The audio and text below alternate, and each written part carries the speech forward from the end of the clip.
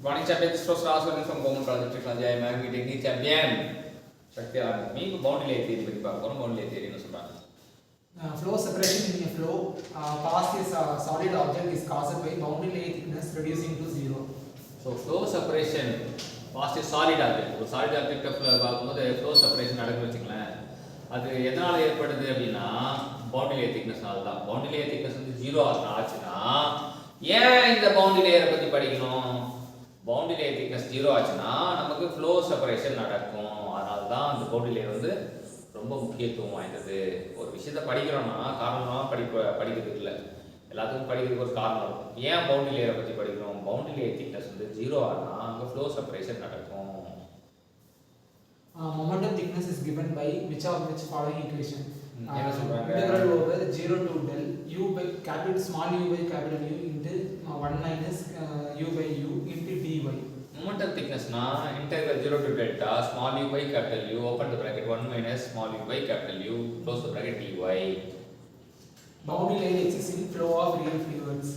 Ideal fluid la வந்து boundary layer ஒண்ணு கிடையவே கிடையாது. Real fluid ல மட்டும் தான் boundary layer. The nominal thickness of a hydrodynamic boundary layer is generally taken equal to distance from surface to a point where the velocity of fluid attains 99% of value of the free stream velocity. So மேல இருக்கிற free stream velocity எந்த தூரம் வரைக்கும் 99% of velocity attain பண்ணதோ அது boundary layer thickness. boundary layerனாலே வந்து 99% of free stream velocity attain பண்ற தூரம். At the point of boundary layer separation shear stress is 0. So boundary layer separation நடக்குது அப்படினா அங்க shear stress கண்டிப்பா 0 தான் இருக்கும். In boundary layer the flow is viscous and rotational. boundary layer ல வந்து flow வந்து viscous ஆகவும் இருக்கும் rotation ஆகும். ஏன் அப்படினா viscous ல தான் அங்க friction நடக்கும், rotation ல சுத்தா இருக்கும். The predominant force acting on the element of fluid in boundary layer over a flat plate places in uniform flow are viscous and inertia forces. rotation க்கு inertia உருவாயிடும், viscous க்கு viscous force உருவாகும். Dou u by dou y uy where y is equal to 0 less than 0 is a condition of detached flow. detached flow attached flow னு இருக்கு. dou u by dou y வந்து less than 0 தான் detached flow. அதே மேல dou u by dou y greater than attached. Blassius equation related to boundary layer theory is third order non-linear ordinary differential equation. category third order non-linear differential equation, Blassius equation. The maximum thickness of a boundary layer in case of pipe of radius r is r. எவ்வளவு maximum thickness of boundary layer வரும்னா ஒரு பைப்போட radius r இருக்குன்னா r தான் வரும் அப்படின்றாங்க. Within a boundary layer order of viscous force is equal to inertia force. So boundary layer குள்ள அப்படினா inertia force ஓட இதுவும் viscous forceம் சமமா இருக்கும்ன்றாங்க.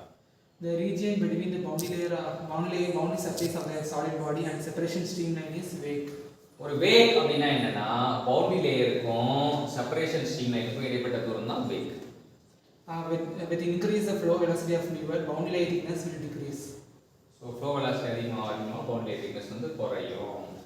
Displacement thickness for a boundary layer represent mass deficit in flow. Displacement thickness வச்சு பயன்படுத்தி என்ன பண்ணலாம், mass deficit கண்டுபிடிக்கலாம். Not the method of controlled separation of flow from boundary in a application of aerofoils.